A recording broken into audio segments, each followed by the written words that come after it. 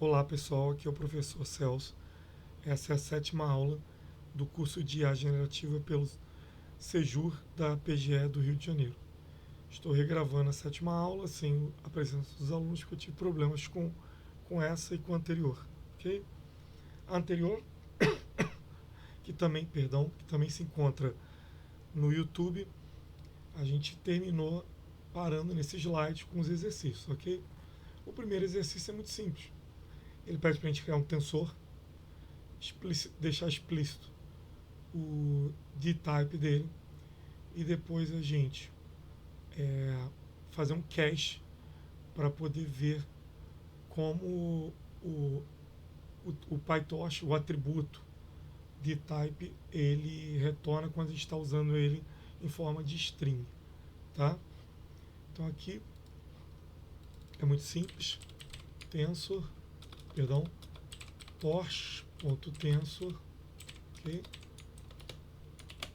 E aí a gente passa aqui o data, certo? Cara, só com uma dimensão, né? E vírgula, explicita aqui de type, perdão, torch ponto long, torch.long, ok? Ele pede que logo em seguida a gente use o cache, a função str, para trazer em string, não objeto, o toString daquele objeto, que a gente só vai conseguir ver, obviamente, se a gente der um print, né? Então, idês de type, ok? Deixa eu colocar aqui, tá aqui int64, que é o default dele, tá? Do tensor do torch.long. int64 significa que cada um dos dados dentro desse tensor, eles vão poder ser representados com até 64 bits quando o número ele é, ou melhor, quando o valor ele é representado em forma binária, ok?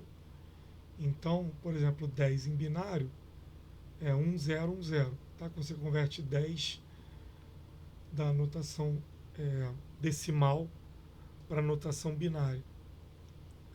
E aí já são 4 bits, o 10, precisa de 4 bits para poder representar, sobram 60, no caso ali do 10, aí ficam os 60 zeros na frente, ok? O próximo exercício é para a gente poder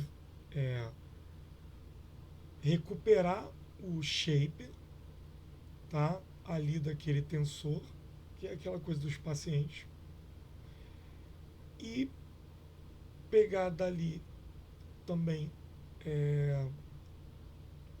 de toda a questão que vem da feature, o batch e o próprio número de features, tá? Antes de mais nada, a gente pode chegar aqui e dar um print x.mdim, ok?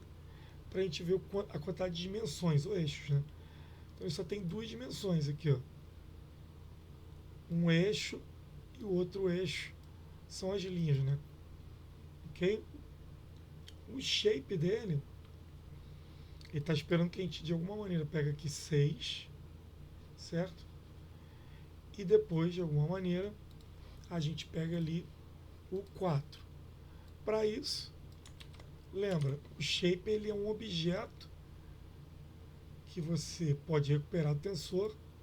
Então a gente pode colocar aqui uma variável chamada shape é igual a x.shape para acessar aquela referência para um objeto do tipo shape exclusiva desse tensor que está sendo esse objeto também referenciado pela variável x, ok? E aí cada posição do shape vai trazer ali o que num tipo de rede neural significaria o batch, né, que é a quantidade de exemplos, e as features, né, que é a característica, né, de cada dado aqui, né? Então tem a questão, né, fumante, idade, não sei o quê, tá? Então, para eu acessar o primeiro, é aqui, posição 0, int shape, posição 1, tá? A gente pode até colocar aqui, a gente vai testar, vai estar B e F, 6 e 4, o print ali do, do número de dimensões, ok? Então, beleza. O próximo é o seguinte, dado um token com um contrato, né? batch, 2 batch e T5, certo? Que é toda aquela questão do tempo e tal. Cria um X removendo a última posição de cada linha. Perdão. E Y removendo a primeira. Esse é o par entrada e alvo do treino do próximo token, né? Que é só um hardcodezinho do que seria um passo aqui do que a gente estaria separando ali de feature e de alvo, ok? Então aqui o X tem que receber todas as posições exceto a última, o Y todas exceto a primeira. Então como é que a gente resolve isso? Acessamos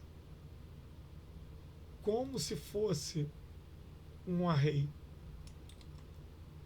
de Python, então todas até elas menos a última, certo? Que é a menos 1. Então todos menos a última. E aqui o de baixo são todas exceto a primeira, ok? Então se a gente der aqui, ó, o print do X, a gente vê aqui, ó, 10, 11, 12, 13, aí não foi o 14, certo? E se a gente der aqui o de Y,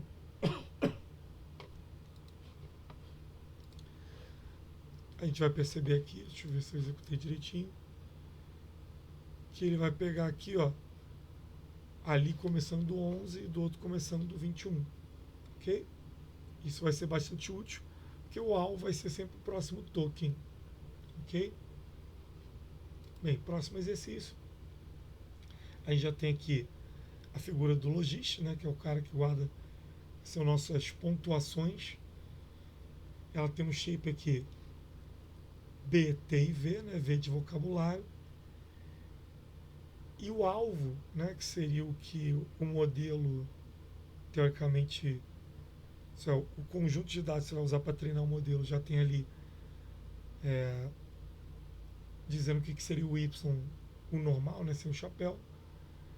Só que para ter a saída, que são formatos diferentes, a gente vai ter que achatar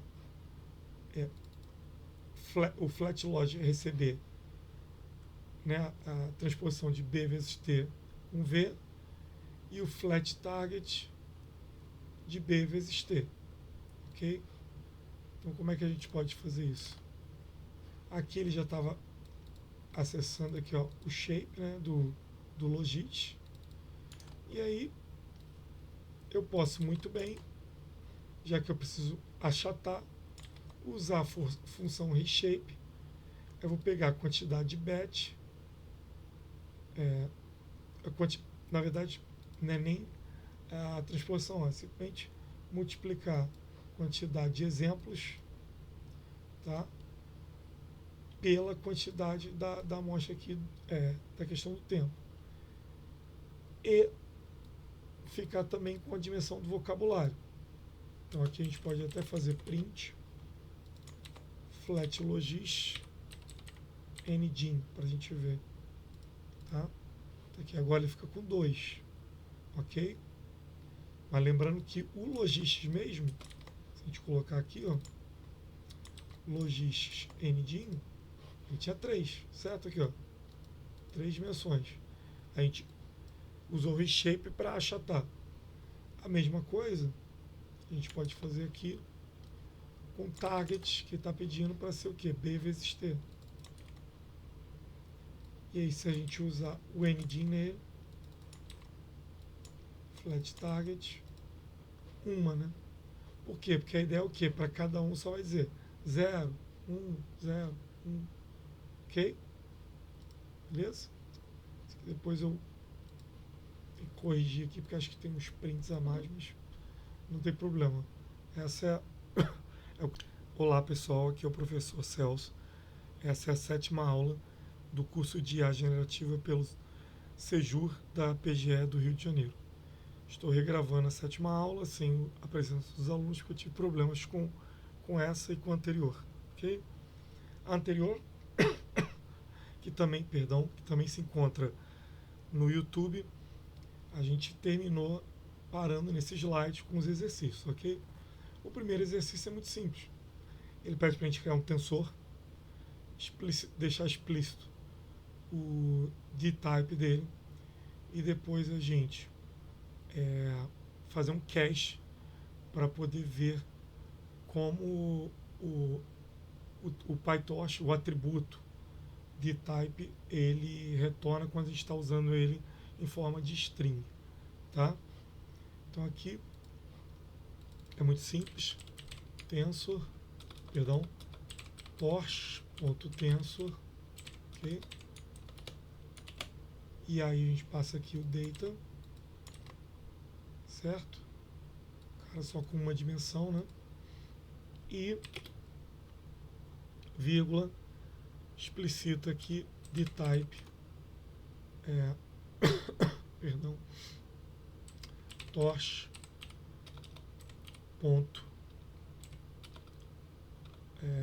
long, torch.long, ok? Ele pede que logo em seguida a gente use o cache, a função str, para trazer em string, não objeto, o toString daquele objeto, que a gente só vai conseguir ver, obviamente, se a gente tem um print, né? Então, idês de type, ok? Deixa eu colocar aqui, tá aqui int64, que é o default dele, tá? Do tensor do torch.long. int64 significa que cada um dos dados dentro desse tensor, eles vão poder ser representados com até 64 bits quando o número ou melhor, quando o valor ele é representado em forma binária, ok? Então, por exemplo, 10 em binário é 1010, tá? Quando você converte 10 da notação decimal para a notação binária.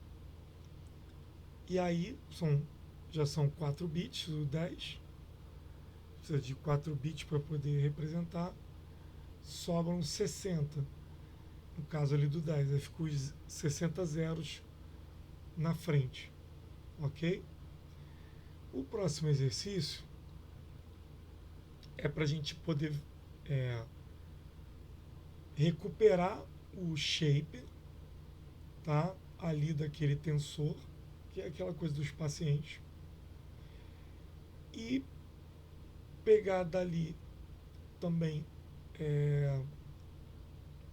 de toda a questão que vem da feature, o batch e o próprio número de features, tá? Antes de mais nada, a gente pode chegar aqui e dar um print x.engine, ok? Para a gente ver a quantidade de dimensões, ou eixos, né? Então ele só tem 2 dimensões aqui, ó. Um eixo e o outro eixo são as linhas, né? Ok? O shape dele, ele está esperando que a gente de alguma maneira pegue aqui 6, certo? E depois, de alguma maneira, a gente pega ali o 4. Para isso, lembra, o shape ele é um objeto que você pode recuperar do tensor. Então a gente pode colocar aqui uma variável chamada shape é igual a x.shape para acessar aquela referência para um objeto do tipo shape exclusiva desse tensor que está sendo esse objeto também referenciado pela variável x. Ok? E aí, cada posição do shape vai trazer ali o que num tipo de rede neural significaria o batch, né, que é a quantidade de exemplos, e as features, né, que é a característica, né, de cada dado aqui, né? Então tem a questão, né, fumante, idade, não sei o quê, tá? Então, para eu acessar o primeiro, é aqui, posição 0, int shape, posição 1, tá? A gente pode até colocar aqui, a gente vai testar, vai estar B e F, 6 e 4, o print ali do, do número de dimensões, ok? Então, beleza. O próximo é o seguinte, dado um token com um contrato, né? batch, 2 batch e T5, certo? Que é toda aquela questão do tempo e tal. Cria um X removendo a última posição de cada linha. Perdão. E Y removendo a primeira. Esse é o par entrada e alvo do treino do próximo token, né? Que é só um hardcodezinho do que seria um passo aqui do que a gente estaria separando ali de feature e de alvo, ok? Então aqui o X tem que receber todas as posições exceto a última, o Y todas exceto a primeira. Então como é que a gente resolve isso? Acessamos como se fosse um array de Python, então todas até elas menos a última, certo? Que é a menos 1. Então todos menos a última. E aqui o de baixo são todas exceto a primeira, ok? Então se a gente der aqui, ó, o print do X, a gente vê aqui, ó, 10, 11, 12, 13, aí não foi o 14, certo? E se a gente der aqui o de Y,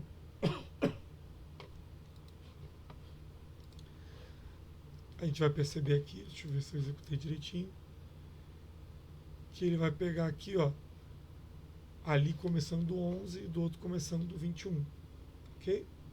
Isso vai ser bastante útil, porque o alvo vai ser sempre o próximo token, ok?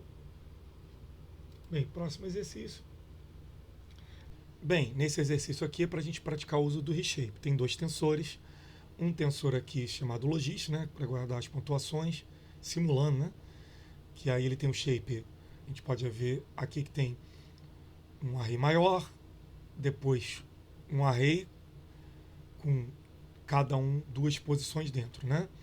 Então aqui ele está com o shape de batch 2, sequence 2 e vocabulário 2, certo? Já o target, né? Ele tem batch 2, né? Que são 2 amostras, então é 2 por 2, ok? Com o reshape a gente pode pegar aqui no caso, só relembrando, para quem não tem muita prática com Python, quando você tem qualquer coisa que retorna mais de um valor, você pode distribuir para ele, distribuir em variáveis, tá? Então, é só para lembrar que aqui, por exemplo, se a gente colocar print logit shape e executar, tá aqui, ó, 2, 2, 2, certo? Que é o shape dele, né? 2, 2, 2 aqui dentro. E aí, cada um desses acabou assumindo a variável, né? Tudo bem. Nesse caso aqui ficou todas elas com o mesmo valor. E aí a gente pode aplicar para poder uma variável vai receber uma cópia daquele tensor, né? um novo objeto daquele tensor, só que ele é achatado, né? Usando o reshape. E aí ele está pedindo para a gente fazer o que aqui, ó? B vezes T, né? No caso, 2 vezes 2 aí vai ser 4 por 2, ok? E o flat target vai ser 2 vezes 2, 4, ok? Então essa é a solução desse exercício. O próximo é o seguinte: a gente acessar a posição 0 e 1 desse tensor hidden state e do output score também, e salvar os shapes deles no hidden vec shape e no score vec shape usando listas de Python, tá? Então, para isso, o que a gente vai precisar fazer? A gente vai precisar usar o método list e acessar. Aqui ele está criando tensores aleatórios, né? Mas, ó, está sendo com batch de 2, 4 de sequência e camada oculta, né, de 8. Já o output score, ele também é 2 por 4, mas por 50, ok? Então, vou acessar aquele primeiro bloco do batch e a segunda, que é a posição 1, né? E a segunda posição da sequência, né? No caso aqui do hidden.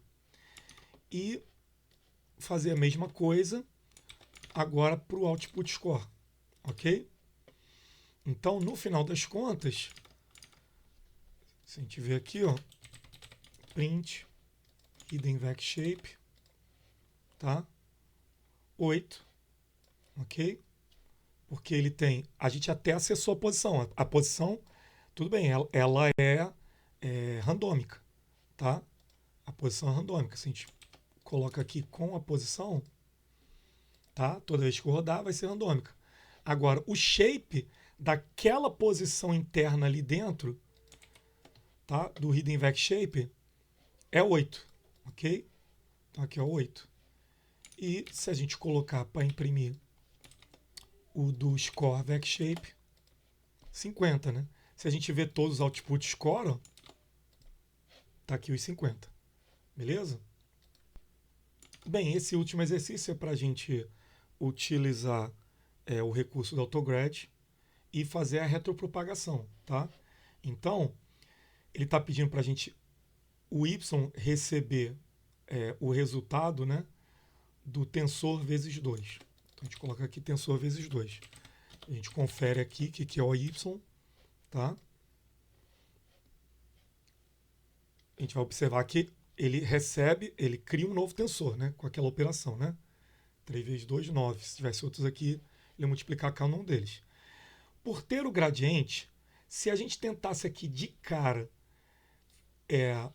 acessar o gradiente, ele vai estar vazio no começo aqui. Ó. Se a gente tentar acessar aqui, ele vai estar vazio. Então, o que a gente precisa para poder retropropagar o cálculo feito aqui na operação do x para poder isso ser acessível via o método items do objeto grad, né, de gradiente, que o x está apontando, porque a gente usou o require grad aqui. Então aqui a gente precisa chegar e fazer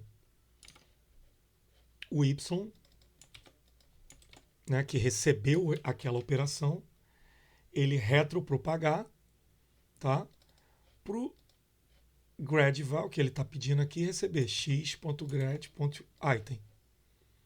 Ok? Se a gente printar aqui,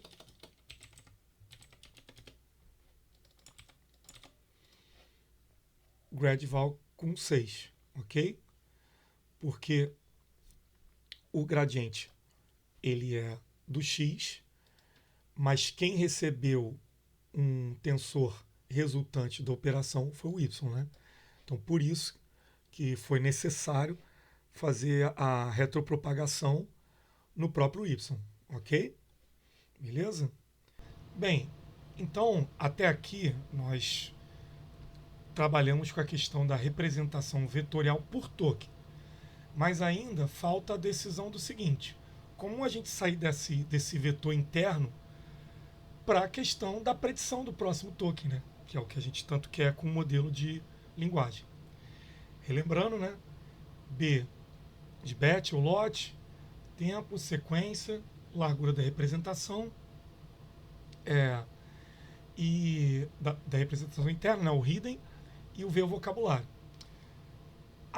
Aqui, nesse código aqui do lado direito, a gente tem ali um inteiro, né? Uma variável, para cada um desses valores que a gente usa para montar o nosso shape, né? Os nossos tensores. Então tem ali o bet2, o tempo, o comprimento da sequência 4, o hidden 8 e o vocabulário 1000, tá? E logo em seguida a gente instancia um objeto do tipo embed, passando para ele o V, né, e o C. Então a camada embed ela vai servir para quê? Para transformar cada token em um vetor denso de tamanho C. E depois disso, cada posição da sequência vai possuir uma representação interna.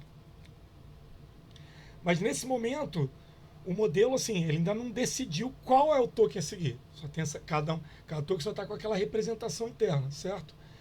De um vetor denso do tamanho C. No caso ali, 8.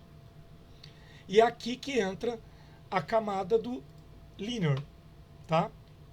Ela funciona como uma cabeça de previsão, convertendo vetor interno C em V, né, do tamanho do vocabulário. Um para cada token possível do vocabulário. Então, entra o token de ID 1, 15, não importa, recebe um vetor interno, e para esse vetor interno, ele sai o score do vocabulário. Tá? Depois da projeção linear, ele ganha esse shape aqui, ok? Ou seja, para cada item do lote, do batch, né, e para cada posição da sequência, o modelo produz uma lista com V vetores. Então, exemplo conceitual seria um logist BT42 score do token 42, BT999 score do token 999. Quanto maior for o score, né, a pontuação, o logit, maior a chance daquele token ser escolhido como próximo token. Esses scores normalmente passam pelo softmax, né, a função de ativação, virando probabilidade sobre todo o vocabulário. Ok? Então aqui tem até um mapa. Ó. O linear enxerga vetores da última dimensão. Tem aqui a projeção, né, a mesma matriz atua em paralelo na grade inteira, né, do tamanho que a gente passou ali. E a largura muda e o significado muda. Quando a saída vira V, cada posição carrega um placar sobre o vocabulário. Então, o resultado não é mais um tensor, é uma decisão bruta sobre o próximo token. Ok? E aí, mais voltando para focando mais na questão do embed, antes do modelo, entre aspas, pensar em linguagem, ele precisa transformar os tokens em números úteis, certo? Cada token começa com ID inteiro. Token 30, token 40, né? Isso tem lá no, viu no tokenizador da OpenAI. Mas um ID com ID 42, ele não carrega um significado vetorial. Por isso que a gente usa uma tabela de embed. Então tá aqui, por exemplo, ó, tamanho do vocabulário, no caso que seria 1000 tokens, né? 1000 palavras ou subpalavras, e eles vão ter uma dimensão que vai ser a largura vetorial por token, 16. Essa dimensão vai servir o quê? Para ela representar, para ela tentar capturar o padrão da linguagem, né? Então aqui a gente usa o embed para poder montar. Então tá aqui, ó, nesse exemplo, 1000 tokens possíveis, 16 dimensões por token. Essa tabela tem uma linha para cada token do vocabulário, onde passamos o ID para o embed.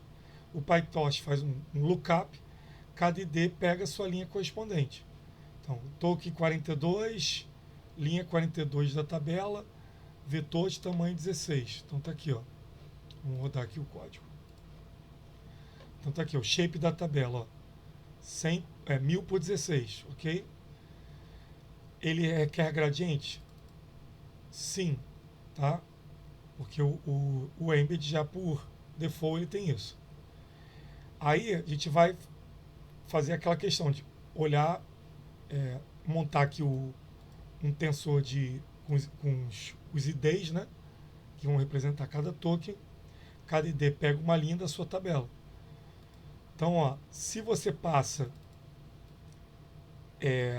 o IDX para o embed, o que vai acontecer? Aqui, ó, o shape do IDX 2,3, ok? Então vamos estar aqui 2,3. O shape dos vetores, que foi o resultado da gente passar eles para o embed, fica com sendo 2 por 3, porém por 16, que foi o tamanho da dimensão que a gente colocou. Então, cada um deles agora, além disso aqui, ainda tem a dimensão de tamanho 16 para representar o que, no final das contas, a gente vai utilizar para servir de contexto no modelo de linguagem, ok? Então, tá aqui, ó, token 42 das primeiras dimensões. Tá aqui esses valores aqui que eles receberam dentro desse embed, tá? Então aqui, ou seja, para cada token da sequência agora temos uma representação vetorial treinável. Aí aqui da questão do require get true, tá? Significa que a tabela de embed aprende durante o treinamento. Os vetores começam aleatórios, mas são ajustados por gradiente. Então aqueles valores que a gente viu aqui no print, eles começam aleatório, mas o ideal é durante os steps do treinamento eles serem dinamicamente modificados por vários motivos, né? Pelo otimizador, pela a função de ativação, que vai calcular, o otimizador vai calcular a perda, né? Mediante o alvo correto e o alvo previsto. Ok?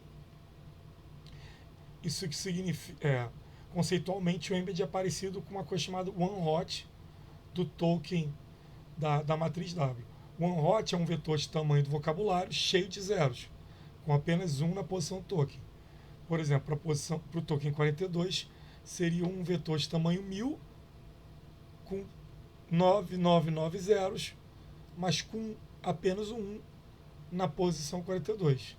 Na prática, o PyTorch não cria esse vetor gigante, até porque seria gastar memória demais.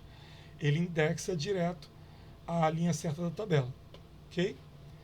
Com isso, a gente foi ali do linear para o embed, agora do embed para os scores, que são os logis.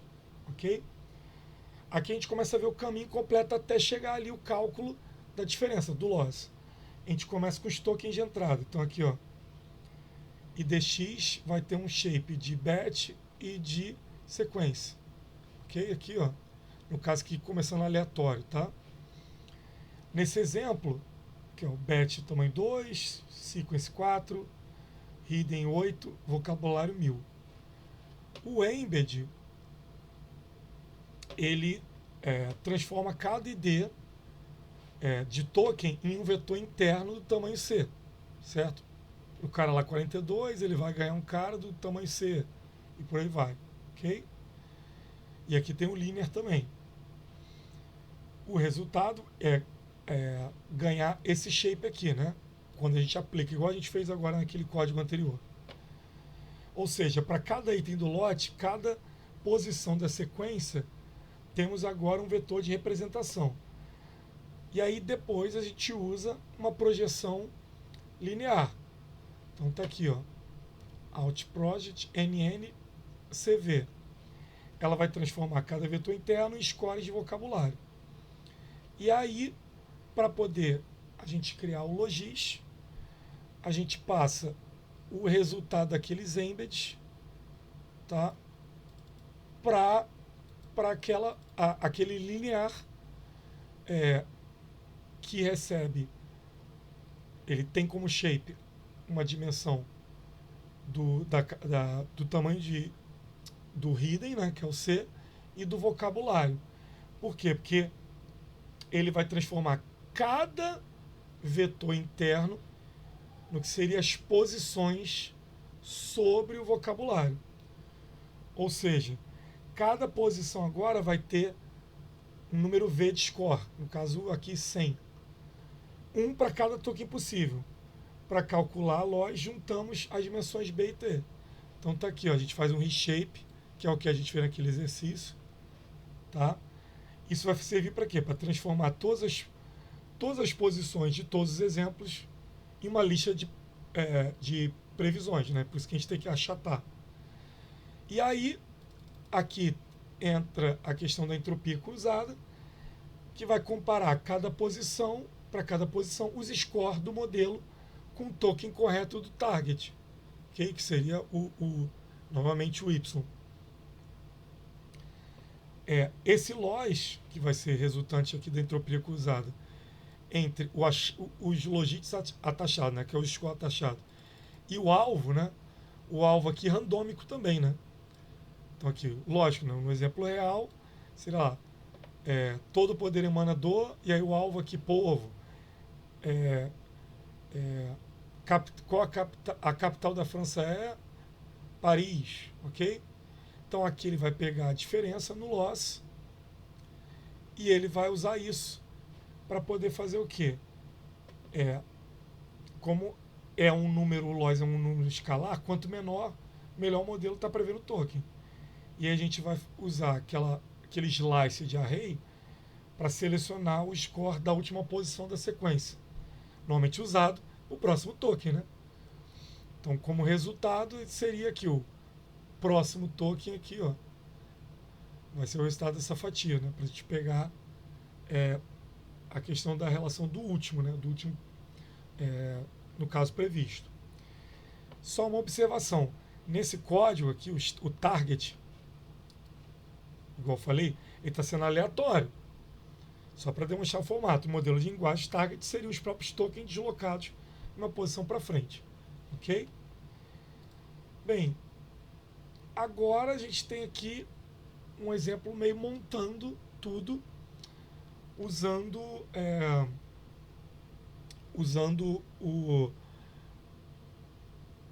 herança do Python, tá? Importando e criando a nossa própria, importando aqui do módulo NN a classe module, onde a gente cria o nosso próprio modelo, né? Que eles chamam de módulo. Vamos deixar isso agora para a gente entrar com mais detalhes na próxima aula, ok? Um abraço, tchau, tchau.